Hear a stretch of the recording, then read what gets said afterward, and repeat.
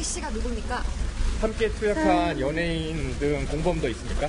사회적으로 무리를 일으켜서 정말 죄송합니다. 깊이 반성 중입니다.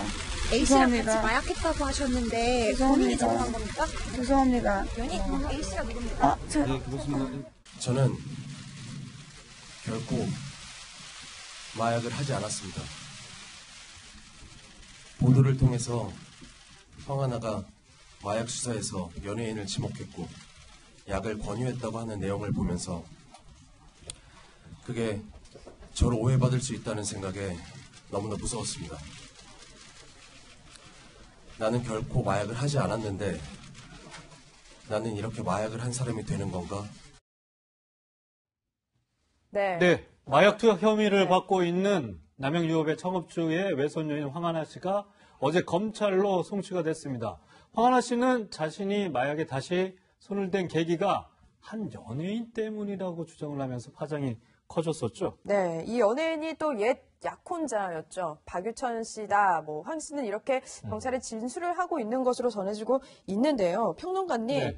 이게 수사 기록에 적시가 된 거라면서요? 이름이 한 언론 보도에 예, 그러니까 이 쉽게 요약드리면 황하나 씨가 네. 이번에 체포돼서 네. 조사를 받으면서 2015년에 마약했었습니다. 유통은 하지 않았습니다. 네. 그런데 끊었는데 3년이 지나서 지난해에 모 연예인 A씨라고 우리가 알고 있었죠. 네. 이 A씨가 마약을 다시 권유했고 그냥 권유한 게 아니라 강하게 권유했다.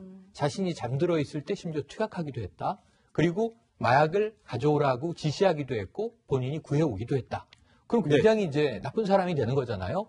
그 연예인 A씨가 누구냐라고 지금 며칠 동안 궁금했는데 네. 박유천 씨가 먼저 기자회견을 했어요. 자처해서 본격적으로. 스스로. 그런데 오늘 보도를 보시면 예. 경찰은 황하나가 박유천의 권유로 마약을 다시 하게 됐다라고 적시를 했다는 거예요. 근데 그거는 황 씨의 일방적인 주장이고 황 씨의 진술이죠. 주장입니다. 예. 그리고 수사기관이 이것을 박유천 씨 소속사 쪽으로 통보를 했나 봐요. 그래서 급하게 기자회견을 열게 됐다고 이 양쪽에서 이야기를 하고 있는 겁니다. 문제는 박유천 씨는 아까 이야기한 대로 절대로 한 바가 없다. 내가 한 적도 없고 타인에게 투약한 적도 없다. 황하나 씨는 3년 만에 끊었는데 박유천 씨의 권유로 다시 마약을 하게 됐다. 팽팽한 진실 공방이 시작된 겁니다. 네, 김 변호사님, 사실 이제 수사 기록에 적시해서 검찰로 넘겨졌다는 내용이 나오고 있는데 그렇다면 박유천 씨에 대해서도 어떤 확실한 물증이나 이런 것들을 경찰이 가지고 있다 이렇게 볼 수가 있는 건가요? 그렇죠. 일단 아마 범죄 사실에 그 내용이 나와 있는 것 같아요. 네. 그러니까 검찰에서 법원에 기소하면 이제 공소 사실이고 경찰에서 검찰을 송치할 때는 의견서를 작성하거든요. 네. 거기서는 아마 누구와 함께 마약을 했다 그 내용이 들어가 있을 가능성이 크다고 봐요. 그러면 경찰은 일단 아마 피의자로 입건했다는 얘기가 나오는 걸 보면 어느 정도 객관적인 증거를 확보하고 있지 않나 그런 생각이 들고 네. 네. 지금 언론에 나오는 이야기는 황하나 씨의 지인들을 상대로 조사를 했다는 거예요. 그런데 그 진술 중에서 박유천 씨하고 이제 황하나 씨 마약을 했다라는 그런 취지의 진술을 한 사람들이 몇 있는 걸로 보입니다. 예. 그래서 경찰은 굉장히 확고한 입장이지 않나 싶고 거기다 출국금지했거든요. 네. 그럼 출국금지까지 할 정도 되면 어느 정도 증거를 확보하고 있다 이렇게 볼 수도 있는 측면이 있고 거기다가 또 통신과 관련된 기록 거기에 대해서 영장 청구해서 지금 추정을 하고 있고 CCTV 같은 걸 확보해서 보고 있다는 거예요. 그래서 특히 중요한 부분은 이제 황하나 씨가 어느 시점에서 어디에서 누구랑 같이 마약을 했다 이렇게 얘기를 했기 때문에 이제 가장 중요한 부분은 아마 통신 기록일 거예요. 그래서 위치가 같이 한 부분에 그 장소에 나오고 서로 통화한 기록이 있고 또 CCTV에서 그 장소에서 오고 한 것이 드러난다고 한다면 그건 굉장히 박유천 씨에게 불리한 증거가 될 수밖에 없죠. 그런데 아무튼 박유천 씨는 기자회견도 자청하면서 진실 게임을 하고 있는데 누구 말이 옳은 것인가. 그런데 그 마약의 어떤 범죄 특성이 있어요. 되게 많은 부분에 있어서 많은 사람들이 마약 범죄에 있어서는 다른 사람을 좀 물고 늘어지는 경향이 있습니다. 그래요? 특히 이제 황하나 씨 같은 경우는 아니지만 일반적으로 마약 수사에서는 우리가 플리바겐이라고 하잖아요. 그래서 누굴 이 얘기하면 형을 감형해주는 그런 것이 수사기관이나 재판에서 약간의 관행적으로 이루어지고 있기 때문에 마약범들이 그런 경우가 있어서 수사할 때도 좀 수사관들도 조심을 하죠. 왜냐하면 잘못하면 무고한 사람을 잡을 수 있기 때문에. 예. 알겠습니다. 교수님 보면은 이제 사실 박유천 씨가 과거에 조금 좋지 않은 일이 있다가 최근에 보면 솔로 앨범을 내서 조심스럽게 이제 활동을 하는 찰나였는데 사실 이 황하나 씨하고는 약혼까지 발표했던 사이잖아요. 이제 서로의 뭔가 이제 끝이 나고 공방이 이뤄지고 있는데 사실 상상도 못했던 일이라서 더 놀라운 것 같아요. 맞아요. 어쩌면 박유천 씨가 먼저 이렇게 자처해서 기자회견을 하고 본인이 혐의가 없다라고 이야기한 것 자체가 이 많은 것들이 있을 것 같은데 이 참 사실은 황하나 씨와의 뭐 약혼, 파혼 이전에도 이미 2016년에 여성들에게 성폭행을 당했다는 고소를 받고 물론 결과적으로는 다 무혐의로 풀려나긴 했습니다만 여러 가지 성적인 사건이 연루되면서 그동안의 박유천 씨 이미지에 굉장히 큰 타격을 받았거든요. 그것 때문에 이제 군대에도 자진으로 가서 군 대체 복무를 하기도 했었고요. 그 다음에 조용히 다시 이제 연예계 복귀를 하는 듯 했었어요.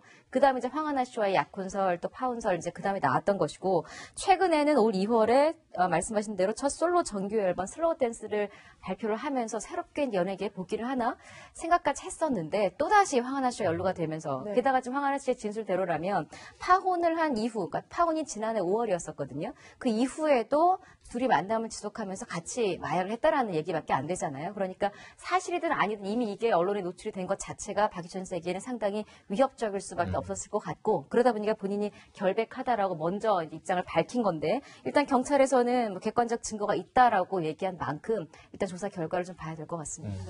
네. 황하나 씨는 어제 이제 검찰로 송치가 되면서 반성한다는 말을 했는데요. 카메라 앞에 모습을 보일 때마다 황 씨의 이제 의상이 대부분 좀 바뀌었더라고요. 이런 부분에 대해서 일반 시민들도 많이 주목을 했던 것 같은데요. 실제로는 어땠는지 한번 보시겠습니다. 아버지랑 친했다는 경찰청장이 누굴 말하는 겁니까? 마약 공급 혐의 인정하십니까? 아버지랑 친하다는 경찰청장이 누굽니까? 연예인 A씨가 누굽니까? 함께 투약한 연예인 등 공범도 있습니까? 사회적으로 무리를 일으켜서 정말 죄송합니다. 깊이 네. 변호사님, 전 좀 그냥 궁금해요. 이렇게 구치소에 들어가는데 사실 보면은 색깔도 맞췄고 나름 모양도 맞췄거든요. 이렇게 다양하게 화사한 옷을 입었다는 게 사실 이례적인 것 같아요. 일단 황하나 씨를 보면요. 처음에 이제 분당 서울대병원에서 체포가 됩니다. 그때는 바지를 환자복을 입고 있었어요. 그럼 체포가 돼서 이제 광역수사대 차량에 타고 수원 경기남부지방경찰청 수원에 있거든요. 근데 갔는데 거기서 내릴 때 보니까 옷이 또 바뀌어 있는 거예요. 그리고 영장심사 갈 때도 바뀌어 있고, 할 때마다 보면 옷도 다 바뀌어 있고, 또 신발을 보면 이제 처음에 슬리퍼 신었어요. 근데 그다음부터 이제 하얀 운동화를 신었는데, 하얀 운동화도 똑같은 운동화 아니에요. 계속 바뀌었어요. 종류가 다릅니다. 그리고 옷도 자체 보면 이제 그 중에 하나가 그 분홍색 원피스를 영장심사 때 입었는데, 이것도 본인이 SNS를 통해서 파는 그런 옷을 입고 있었어요. 본인이 직접 인터넷에서 판매하는 옷을 입었어요. 그러면 이걸 보면 이제 한 번은 갈아입을 수 있죠. 왜냐하면 옷이 오래되면 밖에서 옷을 좀 가져다 달라. 그리고 속옷도 갈아입고 할 수가 있는데 지금 그 처음에 체포됐을 때도 그 남부경찰청 가는데 그 사이 몇 분 안 되거든요. 근데 그 사이도 옷을 또 갈아입었단 말이에요. 이거 자체는 본인이 굉장히 의도적이다 볼 수 있는 거죠. 그리고 본인 자체는 외부에 드러나기 때문에 자기가 어떤 패션에 좀 신경을 쓰고 있다. 이렇게 볼 수밖에 없고 좀 의아한 것들이 아마 이럴 거예요. 아니, 체포가 됐는데 저렇게 옷을 갈아입을 수 있을까? 근데 그거 자체는 형이 확정돼서 교도소 같은 데서 수용할 때는 그냥 수의만 입을 수 있습니다. 그렇지만 지금 형 집행법상 뭐 수사받으러 간다랄지 법원에 갈 때는 자기가 옷을 바꿔 입을 수 있어요. 사복으로. 그렇기 때문에 본인이 이제 그런 걸 잘 알고 있고 또 언론에 드러나는 걸 굉장히 의식해서 저는 가능성이 크지 않나 싶습니다. 최영일 평론가 보니까 마약 의혹이 불거질 당시에서도 버젓이 SNS에서 김치 홍보까지 황 씨가 했다라는 얘기가 나와요. 그러니까 우리가 뭐 이제 유업 회사의 외손녀 이렇게 알고 있지만 회사 쪽에서는 좀 불편해하고 있는 상황입니다. 창업주의 외손녀인 건 맞지만 회사 경영과 아무 상관이 없는데 지금 브랜드에 크게 민폐를 끼치고 있는 거거든요. 근데 본인은 본인의 비즈니스를 했어요. 아까 이야기한 대로 SNS상 또 과거에 인터넷 블로거로 활동을 하면서 패션용품들을 파는 일들을 했고요. 그 심지어는 이 무리가 벌어지고 있는 와중에 김치를 판매하는데 요즘 많은 연예인들이 김치를 장사를 합니다. 그런데 뭐 이 손맛이 있으면 할 수 있죠. 그런데 거기다 이런 무리가 있고 2015년부터 마약 수사를 교묘하게 피해가서 경찰 유착 의혹까지 받고 있으면 대중은 몰라도 본인은 알고 있을 텐데 이 맛있는 김치라는 걸 이제 마약김치라는 이름까지 붙여서 황하나의 마약김치. 이게 참 여러 가지 중의적으로 씁쓸한 대목인데요. 아까 패션도 그렇고요. 네. 이렇게 대중들에게 노출되는 자신의 겉모습만 신경을 쓰는데 입으로는 송구스럽게 생각한다. 뭐 반성하고 있다. 이걸 정말 반성이라고 우리 국민들이나 혹은 재판부에서 향후에 받아줄 수 있을 것인지 정말 저는 왜 저런 그 모습을 보이는지 안타깝고 답답하기가 그지가 없습니다. 네. 김 변호사님 짧게 좀 여쭤볼게요. 이 황 씨에 대한 여러 가지 의혹이 가운데 하나가 지난 2015년에 마약을 투약한 혐의, 당시에 또 공범들의 유력한 진술도 있었어요. 근데 조사가 접혔죠. 제대로 안 됐다라는 의혹들이 계속 제기되고 또 관련된 당시 경찰관, 수사관 2명이 대기 발령을 받았고 이러면 이번 주말 소환돼서 조사를 받을 것으로 보이는데 이렇게 봐주기 수사가 가능한 겁니까? 뭐 오히려 창업주 외손녀라는 그런 부분 때문에 뭐 오해를 받을 수도 있겠지만. 근데 일반적으로요, 공범이 나 누구하고 마약을 했다. 그 다음에 마약을 주사를 나에게 놔줬다. 이렇게까지 얘기하면 그건 기록에 다 남거든요. 네. 그렇기 때문에 만약 경찰이 그러한 공범 관계에 있는 황하나를 조사하지 않고 무혐의로 송치했다. 그럼 이게 전형적인 직무유기죠. 그럼 직무유기를 왜 하게 됐냐? 그건 이유가 있을 거 아니에요? 뭔가 대가 관계 있었더랄지, 아니면 뭐 재벌 외손녀니까 봐줬더랄지 그럴 거 아닙니까? 근데 지금 최근에 나오는 것은 황하나 씨가 그냥 마약을 공급하는데 관여만 한 게 아니고 본인이 직접 같은 방에 있으면서 조모 씨한테 주사도 직접 놔줬다고 하잖아요. 그리고 거기서 같이 투약까지 했어요.